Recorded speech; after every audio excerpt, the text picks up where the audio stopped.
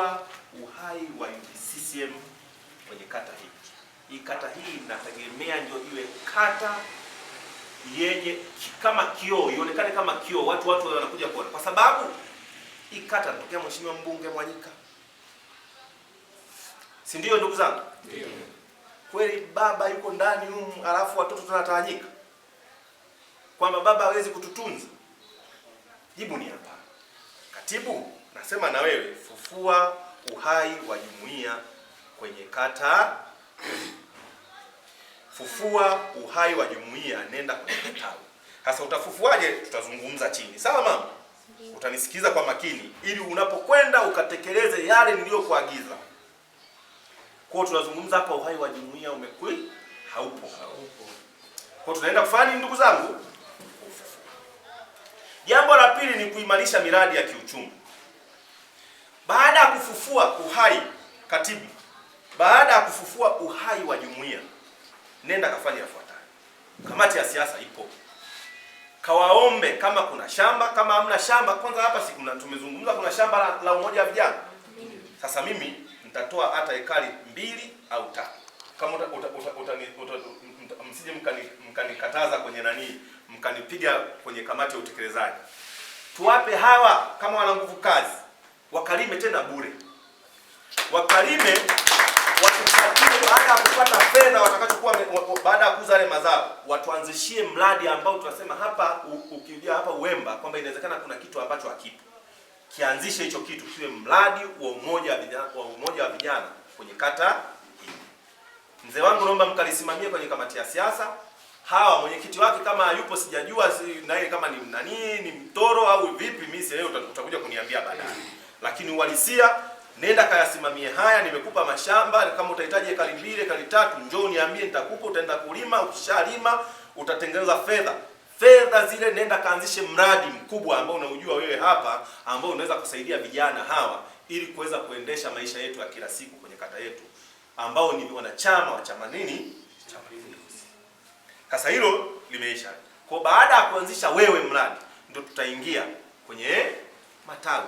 Nenda na wewe utaenda kusimamia matawi yako, kwamba matawi yatakiwa waanzishe nini? Waanzishe miradi baada ya kufufua uhai wa jumuiya kwenye nini?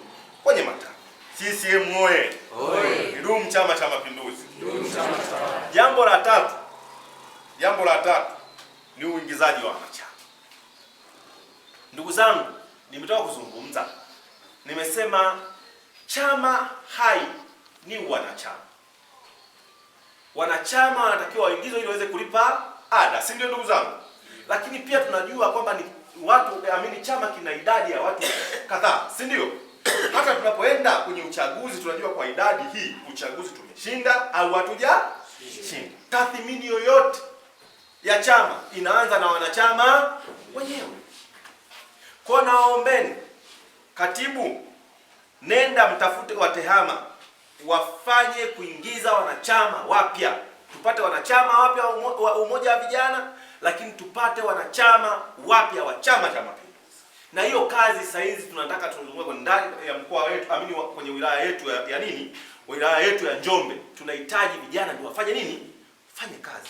Tufanye kazi, tuonekane kwamba sisi tunafanya kazi, tunapata wanachama wapya, tunaingiza wanachama wapya, wanalipa ada. Full stop. Tunapata viongozi walio bora. Tukifanya hivyo tunaenda vizuri. Kwa na kuomba, kaa na kamati yako ya utekelezaji.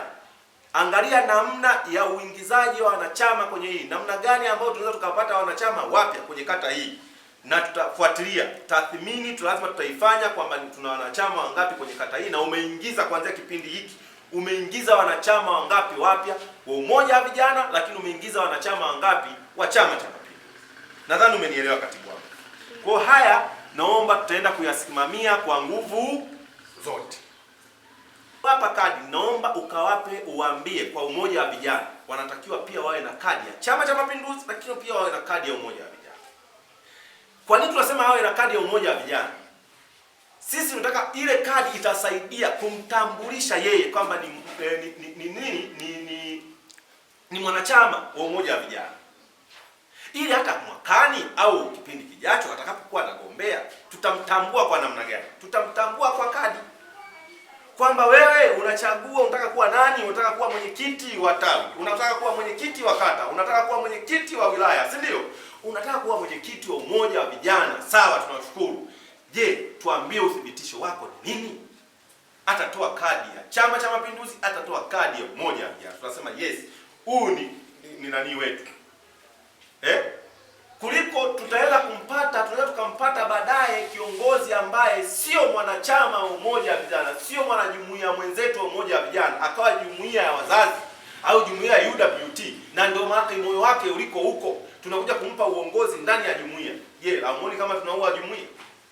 Atabezi kwenda kwenye umoja wa wanawake, ataenda kubezi kwenda kwenye umoja wa wazazi, ataacha umoja wa vijana. Umoja wa vijana unaendelea kuzorota, si ndio? Kwa lazima awe na kadi, awe na tunaita ni nini ile ndani ya moyo. Yaani yeye ndio aseme kwamba mimi kwenye moyo wangu ni umoja wa vijana. Atakitumikia chama, lakini atautumikia umoja wa vijana kwa nguvu na kwa wivu mkubwa. Kwa hiyo tunahitaji wawe na kadi hizi. Nadhani hapo imeenda, si ndio? Nenda kawaambia wakafanye vikao kwenye matawi, wajue kwamba wanapotengeneza vikundi vya mikopo, wana fursa mbalimbali zinapatikana kwa mikopo. Watu wanapeana fursa, wanapeana taarifa kwenye vikao. Sio wasikie huko barabara wanatembea, basi tunge wote hapa wangekuwa Chadema kwamba tutasikiliza, si ndio? Lakini la mwisho kwamba tunapofanya hivyo na sisi tutakuwa na nguvu kwamba hawa ni wanachama wetu, wanahitaji mikopo. Na kama ni wanachama wetu ndio hawa ambao tunakata nao kuni. Kama tunakata nao kuni, lazima tuote nao moto, si ndio? Na kama tunatakiwa kuota nao moto, na sisi tutakiwa tumwambie mkurugenzi kule kwamba ni kweli 10% ya mapato yako hawa vijana ndio ambao tulikuwa tunachanja nao kuni. Kwa hiyo tunaomba hivi vikundi viwe vitu vya kwanza kufanya kupata mikopo. Hapo vipi? Hapo sawa. Hapo vipi? Hapo sawa. Tuisimamie sisi serikali sio kwa bugudha, lakini kwa hoja kwamba bana tunahitaji hiki na hiki na hiki na hiki. Na wao ninaamini kwa sababu wametokana na Chama cha Mapinduzi. Sasa hata wafanye nini? Wametokana na Chama cha Mapinduzi, watafuata yale ambayo tunayataka. Kwa sababu sera za Chama cha Mapinduzi za serikali zimetokana na sisi Chama cha Mapinduzi. Sisi ndio tumekuja kwa watu, tuliwaambia watu tutawapa 1, tutawapa 2, tutawapa 3. Si ndio? Tupeni huyu mtu ili aweze kufanya aweze kuwawakilisha. Tupeni mtu ili tuweze kuunda serikali. Sasa tunaunda serikali and then kwamba huyo mtu tena tunayemweka kwamba anaanza kutusumbua. Hivi inakuja akilini? Hapana. Kwa maana yake ni lazima kwamba jamani, tuliahidi hiki, tunataka hiki, na kuna vitu vingine ambavyo inawezekana havikuwepo kwenye sera lakini vimejitokeza, ni wananchi wanavihitaji. Unatakiwa ufanye kwamba tunavunja hiki, unatakiwa kufanye hiki kwa manufaa ya wananchi. Hapo vipi ndugu zangu? Hapo mmenielewa, si ndio? Ndio. Kwa hiyo ninawaomba, tembeeni kifua mbele. Tembeeni kifua mbele. Tembea kifua mbele ukijidai kwamba mimi mwanachama wa Chama cha Mapinduzi. Lakini tembea kifua nyuma endapo tu wewe ufaidiki na Chama cha Mapinduzi. Mimi amekwambia anakupa kodi sasa. Mimi namwambia kwamba sio kodi hiyo, tunawaambia ukweli. Kwamba mtembee kwa sababu tunaamini unachoenda kukifanya ni 100%. Sasa wanaotuangusha, watu wanatukana kule rais, lakini tunayemwangusha ni sisi tusiofanya kazi. Kwa sababu unazungumza mwananchi wa kawaida kama anashindwa kupata taarifa za mikopo. Kweli rais ashuke kule aje kwenye matawi huku ndugu zangu? Sasa kulikuwa na mfumo gani? Kulikuwa na haja gani ya kuwa na chain of command zile kuanzia ngazi ya taifa mpaka kwenye matawi? Huyu ametoa, huyu anashusha. Mwingine anashusha. Mwingine anashusha. Mwingine anashusha. Mwingine anashusha mpaka chini. Huyu chini ndio anatakiwa aambia njoeni sasa nyinyi watu kwenye matawi. Jamani, mama ametoa fedha za kutosha. Hataki wananchi wenu wananchi wake wapate shida. Kuna mikopo ya 1% hii hapa. Sasa sisi tena ambao ni viongozi tumepewa dhamana kwamba mtuhudumie. Hatufanyi kazi. Hatuwapi hizo fursa. Hatuambii chochote. Jamani, wanamtukana Mheshimiwa Rais, tunakaa kimya. Kwa sababu haujui umuhimu wako kwenye nafasi yako. Sasa hilo mimi nitaenda kuwa mkali. Na ndio maana nimekuambia katibu, kwa watu ambao ni wazembe ambao waliopo na ambao utawaweka. Kama ni mzembe, fukuza kwenye matawi yako. Fukuza, mwambie hivi, wewe ufanye vikao, utufai pembeni, weka.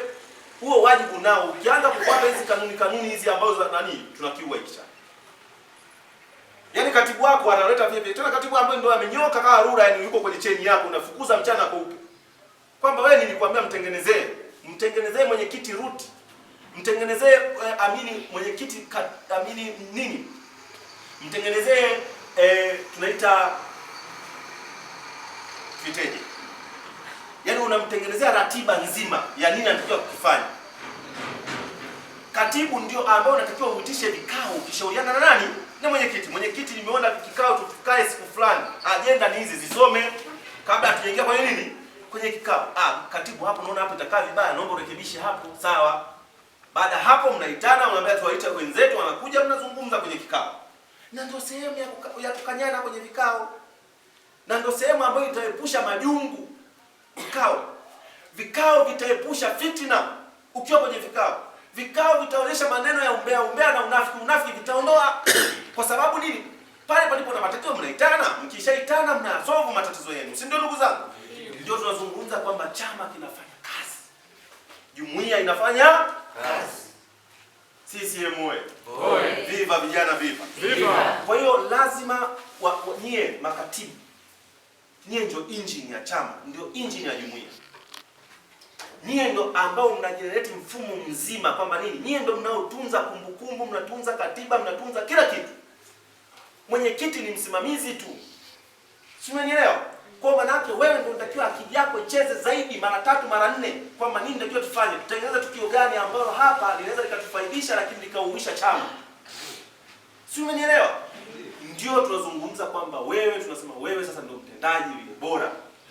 Tofauti na hapo ukisema kwamba uanze kutunishiana misuli na wenzetu wana siasa,